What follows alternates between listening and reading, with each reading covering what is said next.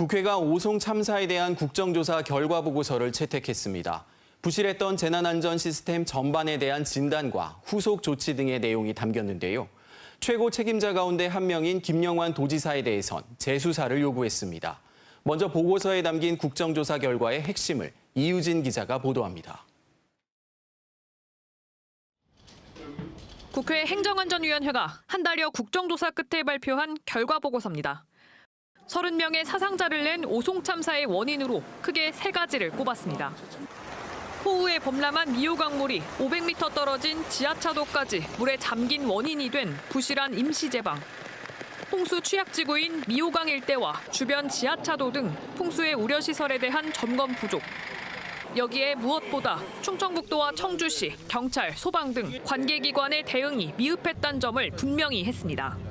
김영환 지사가 안전 확보 의무를 다했다면서 검찰이 불기소 처분한 데 대해 재난안전 체계를 총괄하는 최고 윗선에 충분한 책임을 묻지 않았다고도 판단했습니다. 이범석 청주시장을 비롯한 관계 공무원들이 기소된 이유에 비춰봤을 때 김 지사에 대해서도 중대재해처벌법 위반 혐의를 적용할 수 있다고 적시했습니다. 이에 따라 김 지사에 대한 검찰의 재수사가 필요하다고 봤습니다.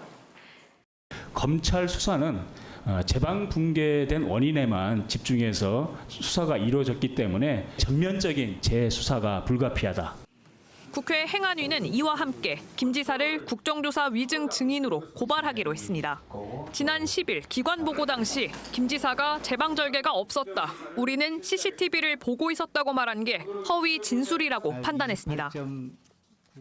위증은 국회 의정활동을 방해하고 오송 지하차도 참사의 진실이 밝혀지기를 원하는 국민들의 기대에 반하는 행위로.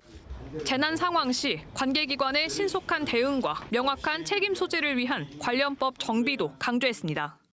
여러 수단을 활용한 재난 상황 전파와 긴급 통행 제한 조치 근거, 하천 관리 책임에 관한 명확한 규정 필요성 등을 보고서에 담았습니다. 참사 2년이 지났지만 피해자의 고통이 여전한 점도 지적했습니다.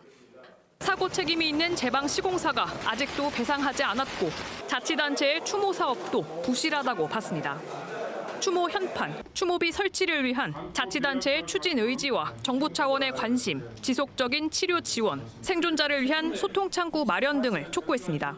희생자의 명예와 그리고 희생자의 그 안타까움, 그리고 유가족의 어려운 마음, 그리고 앞으로 추모 이런 문제를 집중으로.